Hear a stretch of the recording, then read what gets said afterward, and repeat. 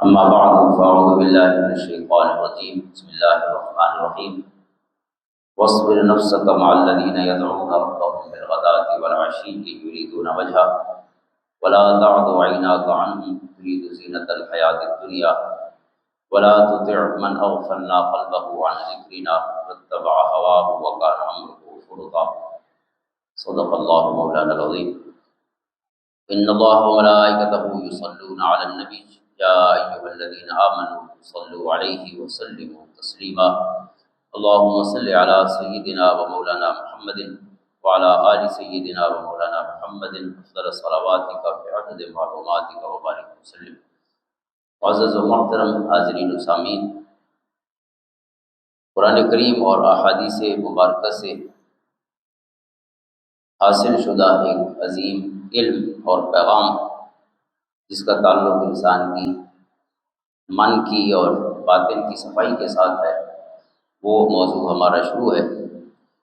اور گزشتہ جمعۃ المبارک کے آخر میں جو گفتگو تھی وہ حضرت شقیق بلخی رحمۃ اللہ تعالیٰ علیہ اور ان کے جو مرید اور سالک تھے حضرت حاتم اصم رحمۃ اللہ تعالیٰ علیہ، ان کا مکالمہ ہے.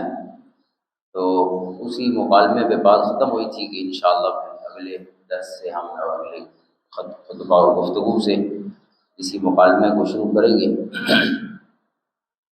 من کی جو صفائی ہے، دل کی جو صفائی ہے، بڑی اہمیت رکھتی ہے، کیونکہ اللہ رب العزت کی نظریں اس کی شان کے مطابق وہ انسان کے ظاہر پر تو ہیں لیکن اس کے دل اور اس کے قلب پر ہے.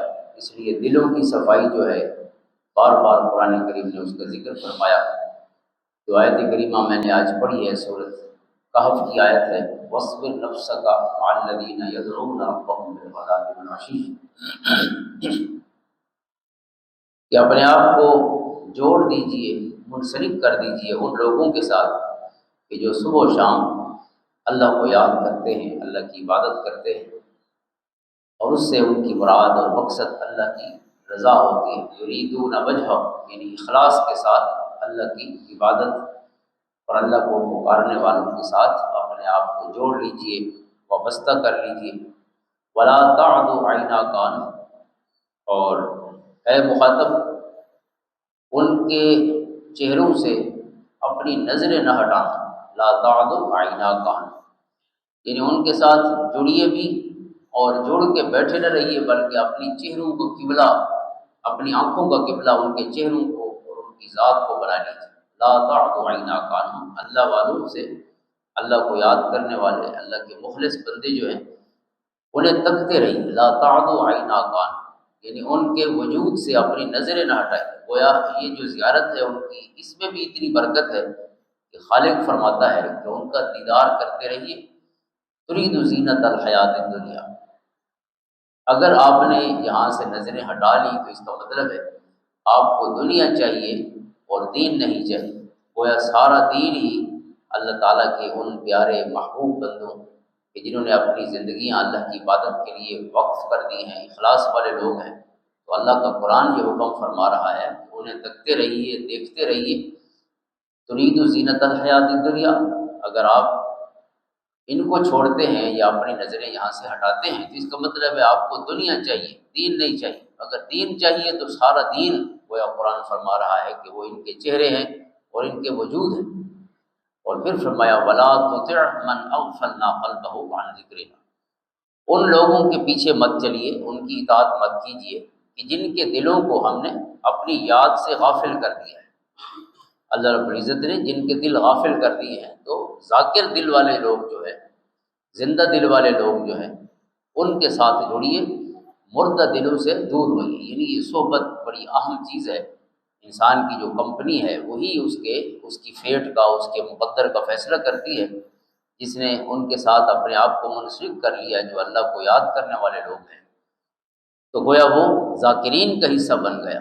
اور جو غافلین کے ساتھ ہو گیا، غافل دل والوں کی کمپنی اور ان کے ساتھ اٹھک بیٹھک شروع کر دی، تو گویا وہ ہمیشہ کے لیے محروم ہو گئے. تو اللہ فرماتا ہے ان کے ساتھ مت چلیے، ان کی اطاعت مت کیجیے کہ جن کے دلوں کو ہم نے اپنے ذکر سے غافل کر دیا ہے. واتبع ہواہ، اور جس شخص نے اپنی خواہش نفس کو اپنا معبود بنا لیا، اپنی خواہش نفس کی جس نے پیروی کر دی۔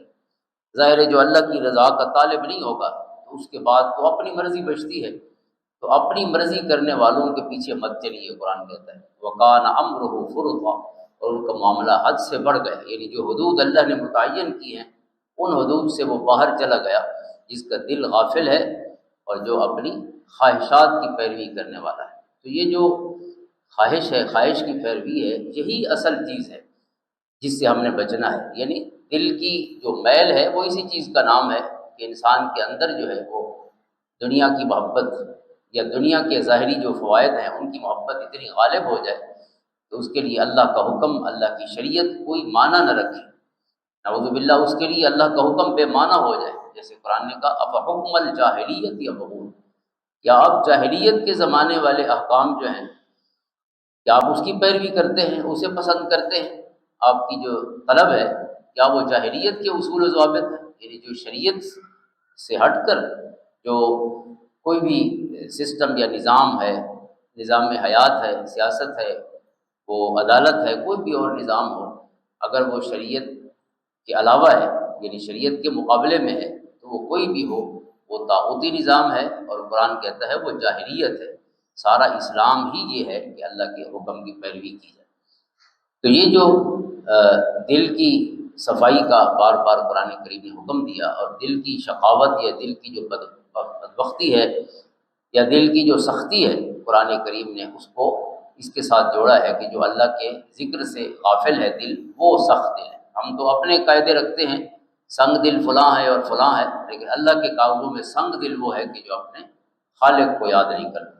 افمن شرح اللہ صدرہ للاسلام فهو على نور من ربه فویل للقاسیۃ قلوبهم من ذکر اللہ، بربادی ہے ان دلوں کے لیے کہ جو اللہ کے ذکر سے غافل ہیں۔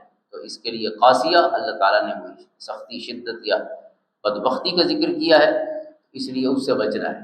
تو دل کی جو صفائی ہے وہی انسان کو گناہ سے، ہوائے نفس سے بچاتی ہے۔ اور ہوائے نفس کیا ہے؟ حرص ہے، لالچ ہے، تکبر ہے، اس طرح کی جتنے بیماریاں ہیں دراصل وہ دل کی ہی بیماریاں ہیں، یہی سے جنم لیتی۔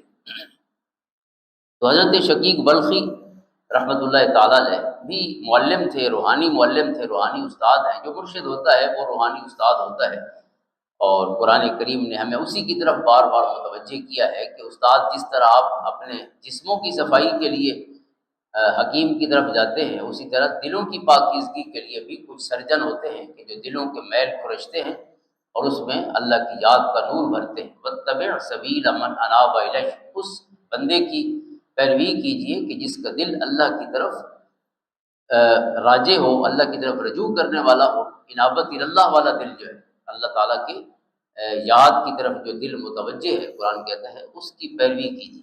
تو لہٰذا یہ روحانی معلم، روحانی استاذ جو ہے، اس کا کام ہی دل کی بیماریوں کا علاج ہے، اور خصوصاً جو دل کا میل ہے مختلف، جس سے پھر اخلاق رذیلہ جنم لیتے ہیں، ان سب سے دلوں کو پاک اور محفوظ رکھنا ہے۔ تو حضرت شقیق کے ساتھ رہے حضرت حاتم اصم جو ان کے مرید ہیں اور شاگرد ہیں، 33 سال کا عرصہ انہوں نے اپنے استاذ کے ساتھ گزارا۔ یہ ان کا مکالمہ جو ہے حضرت امام غزالی رحمۃ اللہ تعالیٰ علیہ نے اپنی کتاب احیاء علوم میں روایت فرمایا ہے۔ تو ایک دن استاذ نے ان سے پوچھا، اپنے استاذ، روحانی استاذ مرشد نے پوچھا کہ آپ 33 سال سے میرے ساتھ ہیں، تو اس مدت میں کیا سیکھا ہے مجھ سے؟ 33 سال جو ہے آپ مسلسل اس قرب کی کیفیت پہ رہے ہیں اپنے روحانی استاذ کے ساتھ، تو کیا سبق سیکھے ہیں؟ تو حضرت حاتم نے عرض کی کہ 8 مسئلے سیکھے، 33 سالوں میں 8 مسئلے سیکھے۔ تو حضرت شقیق نے کہا انا للہ و انا الیہ راجعون، اتنا لمبا عرصہ اور اتنا تھوڑا سبق کہ 8 سبق ہیں، یہ تو سال کا ایک سبق بھی نہیں بنتا۔ 33 سبق ہوتے تو چلو سال میں ایک ہو جاتا، 33 سالوں میں 8 سبق ہیں، اتنی عمر گزری اور صرف 8 مسئلے۔ تو انہوں نے عرض کی کہ حضور مجھے تو یہی سمجھ آئی ہے کہ میں نے 8 مسئلے سیکھے ہیں۔ اور پھر جو ہے نا مرشد نے پوچھا کہ وہ 8 چلو بتاؤ وہ ہیں کون سے جو 8 آپ نے سیکھے؟ تو انہوں نے پھر وہ 8 مسئلے بتائے حضرت حاتم نے جو اپنے مرشد سے سیکھے ہیں۔ اور جب انہوں نے یہ 8 مسئلے بتائے تو پھر مرشد نے ارشاد فرمایا کہ حاتم پھر آپ نے تو سب کچھ سیکھ لیا ہے، یہ 8 مسئلے نہیں ہیں، گویا یہ دل کی صفائی کے وہ سارے قاعدے ضابطے جو قرآن و حدیث نے بیان کیے ہیں، گویا وہ سب آپ نے سیکھ لیے ہیں۔ باتیں تو 8 ہیں لیکن 8 باتوں میں سارا دین آ گیا ہے۔ تو وہ 8 باتیں کون سی ہیں؟ سب سے پہلے انہوں نے عرض کی کہ میں نے ایک یہ دیکھا ہے، دنیا سے مل کر بھی اور قرآن و حدیث کو پڑھ کر بھی، آپ کی جو دانش مندی والی باتیں ہیں وہ سن کر بھی، کہ ہر بندے کا مخلوق میں سے کوئی بھی ہے، اس کا کوئی نہ کوئی محبوب ضرور ہے۔ کسی نے کسی چیز سے محبت کی ہے، کسی نے کسی فرد سے محبت کی ہے، کسی کو دولت اور اقتدار سے محبت ہے، کسی کو اچھے کھانے سے محبت ہے، کسی کو سیر تفریح سے محبت ہے۔ محبوب بغیر کوئی نہیں ہے، سب کو کسی نہ کسی چیز سے محبت ضرور ہے۔ اور میں نے یہ دیکھا ہے کہ جتنی محبتیں ہیں ساری قبر تک ساتھ جاتی ہیں۔ جب انسان قبر میں جو بھی گیا ہے اس کی محبت یہی رہ گئی ہے۔ جو بھی محبتیں ہیں دنیا والی، ان کا جو کنارہ ہے وہ کوئی آخری کنارہ انسان کی زندگی کا آخری پل ہے، زندگی تک اس کے ساتھ ہیں، اس کے بعد ہر کوئی چھوڑ گئے۔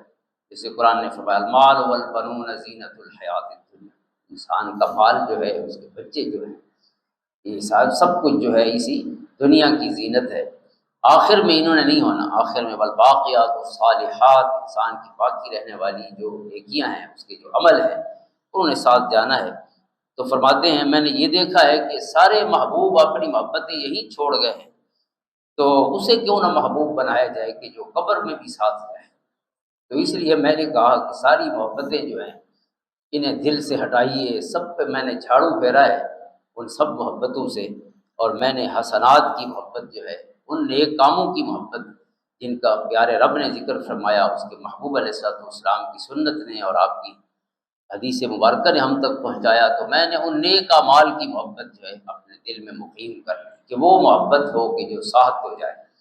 اگر چند روزہ، چند دنوں کی اس زندگی تک اس محبت نے رہنا ہے، جیسے آقا کریم علیہ السلام کو حضرت جبریل علیہ السلام نے ایک پیغام پہنچایا ہمارے لیے، امام طبرانی اس کو روایت فرماتے ہیں کہ احبب من شئت فإنک مفارق، جس سے چاہو محبت کرو، لیکن یہ یاد رکھنا کہ ہر محبوب کو چھوڑ دینا ہے۔ یہ مت سمجھنا کہ کوئی محبوب قبر میں آپ کے ساتھ ہوگا یا اگلی زندگی میں۔ اگلی زندگی میں جو ساتھ جانا ہے وہ انسان کا عمل ہے، اس کی نیکیاں ہیں، حسنات۔ تو پہلا سبق فرماتے ہیں میں نے آپ کی صحبت میں رہ کر یہ سیکھا ہے کہ ساری محبتیں یہاں رہ جائیں گی، جو محبت وہاں رہے گی اسی محبت کو یہیں اپنا لیں، اور وہ ہے نیک اعمال کی محبت۔ پھر دوسری چیز کہ اللہ رب العزت کا ارشاد ہے قرآن کریم میں وَأَمَّا مَنْ خَافَ مَقَامَ رَبِّهِ وَنَهَى النَّفْسَ عَنِ الْهَوَىٰ فَإِنَّ الْجَنَّةَ هِيَ الْمَأْوَىٰ۔ اللہ نے فرمایا کہ جو شخص اللہ کے خوف سے ڈرا اور جو اللہ کے سامنے پیش ہونے کا خوف جس کے دل میں رہا، مقام ربی، اللہ کی بارگاہ میں کھڑا ہو رہا، ایک دن انسان جتنے لمبے سفر کرے تو وہ پل ضرور آنا ہے کہ جب یہ ہوگا اور سامنے اللہ رب العزت ہوگا، اور اپنے اعمال کا، اپنی زندگی کا، اپنی ساری محبتوں کا حساب دینا ہے، اپنی ساری نفرتوں کا حساب دینا ہے۔ تو جو اس اللہ کے سامنے کھڑے ہونے یا پیشی کے اس لمحے سے ڈرتا رہا کہ ایک دن اللہ کی بارگاہ میں پیشی ہونی ہے، اور پھر وَنَهَى النَّفْسَ عَنِ الْهَوَىٰ، اس نے اپنے من کو پاک کیا، اپنے دل سے خواہشیں نکال دی، کیونکہ خواہشیں اللہ سے دور لے جانے والی ہیں، تو لہٰذا انہیں دل سے نکال دیا۔ فَإِنَّ الْجَنَّةَ هِيَ الْمَأْوَىٰ، سورۃ نازعات کی آیتیں ہیں۔ تو اس شخص کا ٹھکانہ اللہ نے جنت بیان فرمایا ہے کہ جو اللہ کے سامنے پیش ہونے سے ڈرتا رہا اور پھر اپنے آپ کو خواہشوں سے بچاتا رہا، یعنی دل کو اور من کو پاک کرتا رہا، تو اللہ رب العزت نے فَإِنَّ الْجَنَّةَ هِيَ الْمَأْوَىٰ، اس بندے کا جو جنت ہے وہ ٹھکانہ یقینی ہے، یہ ارشاد فرمایا۔ آپ فرماتے ہیں کہ جب میں نے یہ دیکھا کہ اللہ کی بارگاہ میں اگر جنت حاصل کرنی ہے اور کامیابی حاصل کرنی ہے تو بات تو چھوٹی سی ہے، وَنَهَى النَّفْسَ عَنِ الْهَوَىٰ، اللہ نے ایک ہی بات بیان کی ہے کہ اپنے اندر کو صاف کر دے۔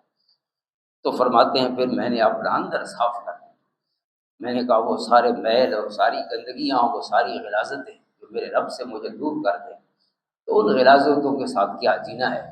لہٰذا میں نے اس من والے اندر جو ہے من جو ہے اس کو صاف کیا. کہ حضرت پیر باہو سلطان باہو رحمۃ اللہ تعالیٰ علیہ آپ فرماتے ہیں کہ یہ تن رب سچے دا حجرا وچ پا فقیرا جاتی. دل کے اندر تو اللہ کے جلوے ہیں. قرآن کریم فرماتا ہے نحن اقرب الیہ من حبل الورید.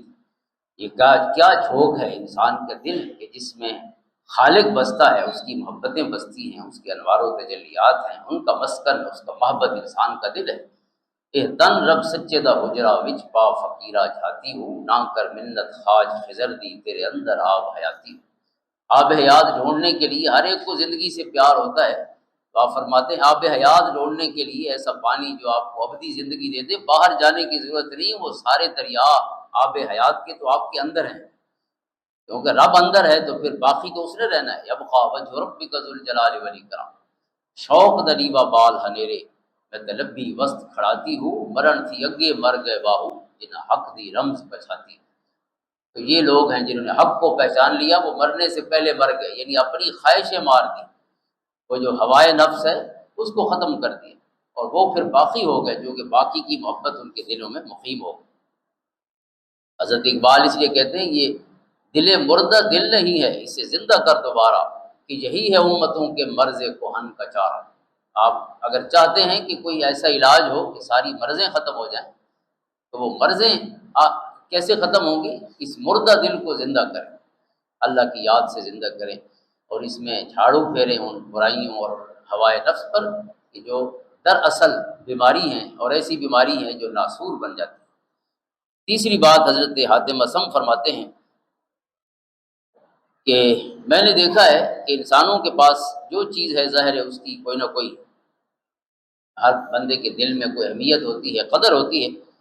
تو جس کے پاس جو چیز ہے جو اس کے کاغذوں میں قیمتی ہے تو وہ اس کی حفاظت کرتا ہے، دن رات اس کا خیال رکھتا ہے. وہ مال ہے، جان ہے، باقی چیزیں ہیں انسان کی، تو اپنے مال کی حفاظت کرتا ہے جو اسے پسند ہو، جو اس کے کاغذوں میں قیمتی ہو.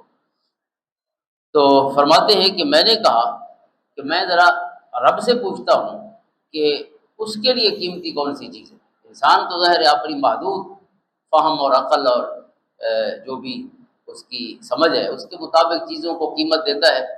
بہت سی چیزیں جو ہیں کبھی ہمارے لیے قیمتی ہوتی ہیں، پھر قیمت ختم ہو جاتی ہے.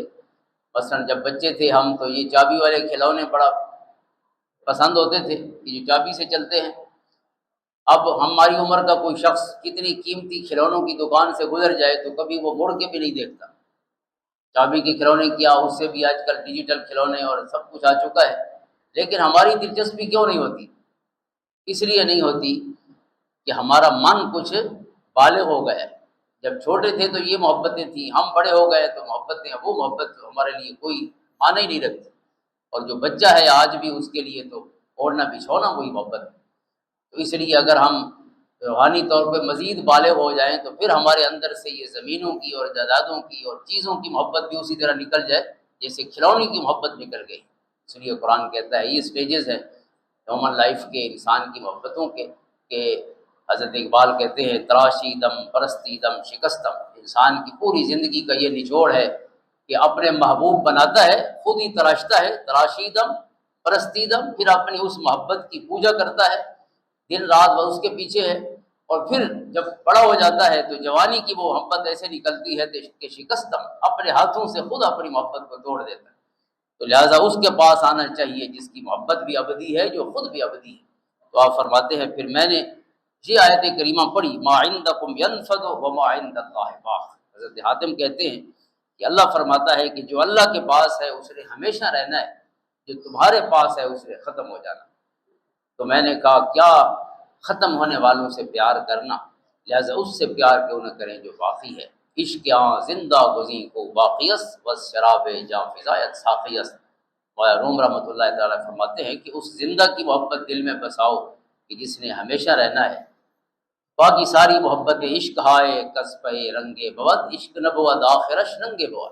فرماتے ہیں کہ جتنی محبتیں رنگ کی وجہ سے ہوتی ہیں، رنگ نہیں رہتا تو محبت نے کیا رہنا ہے. حسن بھی ختم اور عشق بھی ختم. تو لہٰذا اس کا عشق اپنائیے جو باقی ہے اور جس نے ہمیشہ رہنا ہے.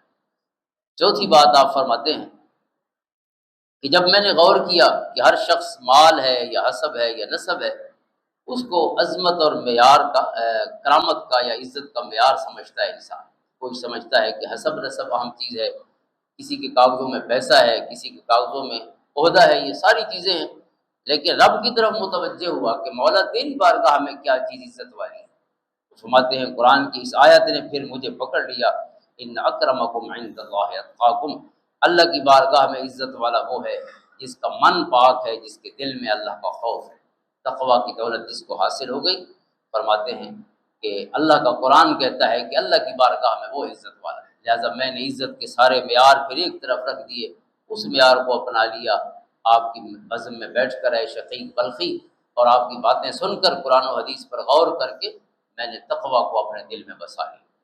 پانچویں بات آپ فرماتے ہیں کہ میں نے خلق خدا کو دیکھا کہ وہ معیشت اور رزق کے معاملات میں ایک دوسرے پر تان کرتے ہیں، یعنی نفرت، ہم غریبوں سے نفرت کرتے ہیں، جس کے پاس پیسہ نہیں ہے اسے کم تر سمجھتے ہیں، حقیر سمجھتے ہیں، یعنی یہ بھی دل کی بیماری ہے، حقیر سمجھنا۔ اور حضور صلی اللہ علیہ وسلم کی حدیث گزشتہ جمعۃ المبارک پہ غالباً پڑھی تھی، بحسب امرئ من الشر ان يحقر اخاه المسلم، تو بخاری مسلم کی حدیث ہے کہ کسی بندے کے برا ہونے کے لیے یہی کافی ہے کہ کسی مسلمان بندے کو گھٹیا سمجھے، اسے حقیر سمجھے۔ تو فرماتے ہیں میں نے دیکھا کہ لوگ پیسوں کی وجہ سے لوگوں کو حقیر سمجھتے ہیں، تو پھر میں نے اللہ کے قرآن پر غور کیا کہ وہ کیا فرماتا ہے۔ فرماتے ہیں قرآن کی آیت ہے نحن قسمنا بینہم معیشتہم فی الحیات الدنیا، قرآن نے اصول بیان کیا کہ یہ ہماری تقسیم ہے کہ ہم نے کسی کو امیر رکھا ہے، کسی کو غریب رکھا ہے، یہ کسی کی اپنی پسند نہیں، کسی کا اپنا چوائس نہیں ہے کہ اپنی مرضی سے غریب بنا ہو۔ اس نے بھی صبح سے شام تک کہیاں چلائی ہیں اور محنت کی ہے، لیکن ایک بندے کے جو رات کے سودے ہیں وہ بھی برابر نہیں ہوئے، ایک دن کا کھانا بھی بچوں کا برابر نہیں کر سکا، پوری دن صبح سے شام تک وہ پسینہ پسینہ ہوا ہے، لیکن ایک بندہ آرام سے اے سی میں بیٹھا رہا ہے اور اتنا لے کے آیا ہے کہ کئی مہینوں کے لیے اس کے بچوں کی فکر ہی ختم ہے۔ اللہ فرماتا ہے یہ میرے فیصلے ہیں کہ کسی کو کتنا دینا ہے، جس کو جتنا دیا ہے اس میں حکمت ہے۔ تو آپ فرماتے ہیں پھر میں نے اپنے دل سے حسد نکال دیا، اگر کسی کے پاس زیادہ ہے تو یہ اس کا چوائس نہیں ہے، یہ اس کا چوائس ہے، اللہ نے اس کو زیادہ دیا ہے تو اسی میں بہتری ہوگی، مجھے اگر اس سے کم دیا ہے تو اسی میں میری بہتری ہوگی۔ تو فرماتے ہیں یہ پانچواں سبق ہے۔ چھٹا سبق حضرت حاتم اسم فرماتے ہیں کہ میں نے خلق خدا کو دیکھا کہ ہر ایک نے اپنا کوئی دشمن بھی رکھا ہوا ہے، ہر کوئی حالت جنگ میں ہوتا ہے، اکثر تو اپنی بیوی سے ہی حالت جنگ میں آدھی دنیا، انہیں پتہ نہیں کہ جینا کیسے، صبح بھی لڑ کے نکلنا اور شام کو بھی پہلا کام جاتے ہی جو ہے وہ فتنہ و فساد، پوری زندگی ایسے جینا جیسے بارڈر پہ رہ رہے ہیں، دشمن کی توپوں کا رخ ہماری طرف ہے، ہماری توپوں کا رخ ادھر ہے، پوری زندگی حالت جنگ میں گزار کے اللہ تعالی ہمیں جینے کی توفیق عطا فرمائے۔ اللہ فرماتے ہیں یہ رشتہ تو محبت کے لیے ہے، جعل بینکم مودۃ و رحمہ لتسکنوا الیہا، سکون کے لیے ہے، محبت کے لیے ہے، رحمت کے لیے ہے، جہاں سے سکون لینا تھا وہیں سے نفرتوں کی ساری بوریاں اٹھا کے باہر نکلتے ہیں اور باہر کی بوریاں نفرتوں کی گھر لے جاتے ہیں۔ تو اللہ ہمیں توفیق عطا فرمائے اچھے جینے کی اور وہ حسن زندگی میں لانے کی جو سیرت طیبہ حضور علیہ السلام کی مبارک زندگی نے ہمارے لیے اور اللہ کے احکام نے پیش فرمایا۔ تو آپ فرماتے ہیں لوگوں کو میں نے جنگ کی حالت میں دیکھا کہ ہر ایک کا کوئی نہ کوئی دشمن ہے، تو میں نے کہا کہ اللہ سے پوچھوں کہ میرا دشمن ہے کون؟ تو فرماتے ہیں میرے رب نے کہا کہ ان الشیطان لکم عدو مبین، قرآن کہتا ہے ایک ہی دشمن ہے تمہارا، وہ شیطان ہے، اور وہ تمہارے اندر ہی بیٹھا ہوا ہے، لہٰذا اس اندر کے دشمن سے لڑائی کرو، باہر کے دشمن خود ہی تمہارے دوست بن جائیں۔ قرآن کہتا ہے ادفع باللتی ہی احسن، آپ اپنا عمل ٹھیک کر لیں، جو بھی آپ کے دشمن ہیں اللہ انہیں آپ کو آپ کا جگری یار بنا دے گا، جو دشمن ہے وہ یار بن جائیں گے، لیکن جو اصل دشمن ہے اس کو بندہ یار بنائے پھرتا ہے۔ ہوائے نفس کیا ہے؟ یہی شیطان ہے جو انسان کی میں بن کر، کبھی اس کی جو لالچ ہے حرص بن کر، کبھی تکبر بن کر اس کے اندر موجود رہتا ہے۔ تو فرماتے ہیں پھر میں نے اسی کو دشمن بنایا جس کو اللہ نے دشمن قرار دیا۔ ساتویں بات آپ فرماتے ہیں کہ ہر شخص روٹی کی طلب میں دوڑ رہا ہے اور حلال و حرام کی تمیز تک ختم کر دیتا ہے۔ تو جب قرآن کو میں نے پڑھا کہ قرآن کیا کہتا ہے وما من دابۃ فی الارض الا علی اللہ رزقها، وہ فرماتا ہے کہ دنیا میں جو بھی جاندار ہیں سب کا رزق اللہ کے ذمہ کرم پر ہے، یہ رازق کا کام ہے کہ اس نے کسی کو بھوکا نہیں سونے دینا، لہذا اپنی خواہشات کو کم کریں اور حلت و حرمت کا جو ضابطہ قرآن نے بیان کیا اس کے مطابق کام کریں، اور جو حدیث پاک نے کہا اجمال فی طلب الرزق اجملوا فی طلب الدنیا، حضور نے فرمایا کہ روزی کماؤ لیکن میانہ روی کے ساتھ، یہ نہیں کہ 24 گھنٹے آپ کو سر کھجانے کا وقت بھی نہ ہو، اپنی ذات کے لیے اپنے بچوں کے لیے بھی وقت نکالو، اور اپنی جو ذاتی ضروریات ہیں، خود جسم کی ضروریات ہیں، آنکھوں کی ضروریات ہیں، انہیں بھی جو حق ہے ان کا مناسب حق دو، اور پھر محنت کرو، انشاءاللہ آپ کے 8 گھنٹے میں ہی اللہ تعالیٰ آپ کو پورا رزق عطا فرمائے گا، کیونکہ رزق یہ مقدر ہے، ایسا نہیں ہے کہ بٹ جائے گا اور آپ رہ جائیں گے، یہ رزق ہے آپ کا دانا، سگا باپ بھی نہیں کھا سکتا، سگا بھائی بھی نہیں کھا سکتا۔ اور پھر فرماتے ہیں اس لیے میرا یہ 7واں سبق یہ ہے کہ رزق کے معاملے میں کوشش ضرور کرنی ہے، کیونکہ اللہ کا اصول ہے لیس للانسان الا ما سعی، سو نہیں جانا، لیکن دیانت داری سے کوشش کر کے میانہ روی کے ساتھ اللہ سے رزق کی امید رکھنی ہے۔ 8ویں وعدہ فرماتے ہیں کہ میں نے خلق و خدا کو دیکھا کہ وہ مخلوق پر بھروسہ اور توکل کرتے ہیں، جبکہ قرآن بار بار کہتا ہے کہ بھروسہ کرنے کے لیے تو اللہ کی ذات ہے، وعلی اللہ فلیتوکل المؤمنون، ایمان والوں کو ہمیشہ بھروسہ اللہ کی ذات پہ کرنا چاہیے، ومن یتوکل علی اللہ فہو حسبہ، جس نے اللہ پہ بھروسہ کیا اللہ تعالیٰ اس کے لیے کافی ہے۔ حضرت حاتم اصم نے اپنے مرشد کو یہ 8 سبق سنائے، اور حضرت شقیق نے فرمایا کہ اے حاتم آپ نے تو سب کچھ سیکھ لیا ہے۔ میں نے کہا 33 سال ہیں اور 8 مسئلے ہیں، پتہ نہیں آپ نے کوئی سیکھا بھی ہوگا یا نہیں، لیکن آپ کے 8 مسئلوں میں تو قرآن کا پورا میسج، حضور صلی اللہ علیہ وسلم کی حدیث کا سارا پیغام جو ہے گویا اس میں بند ہو گیا۔ اللہ تعالیٰ ہمیں عمل کی توفیق دے، من کی صفائی عطا فرمائے، اللہ تعالیٰ گناہوں سے خصوصاً جو میل ہیں اور نفرتیں ہیں، دلوں کی غل ہے، قرآن نے دعا سکھائی ہے لا تجعل فی قلوبنا غلا للذین آمنوا، اتنا ضروری کام ہے دل کا صاف ہونا کہ اللہ نے فرمایا یہ دعا کیا کرو کہ اللہ ہمارے دلوں کو صاف کر دے تمام ایمان والوں کے، اللہ تعالیٰ ہمارے دلوں کو صاف فرمائے، اور اللہ تعالیٰ امت مسلمہ کو اتحاد و اتفاق نصیب فرمائے۔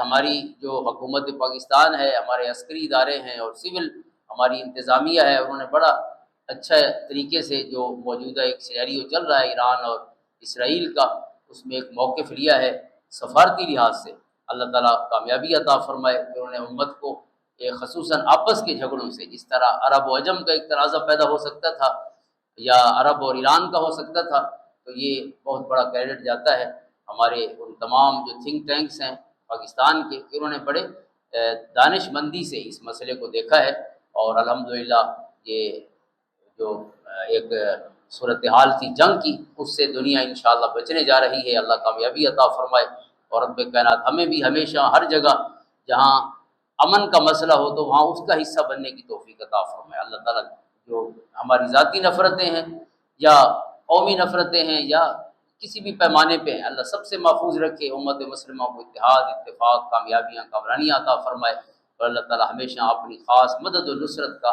فیض جو ہے وہ عطا فرمائے۔ آمین۔ اللہم صلی علی محمد وعلی آل محمد۔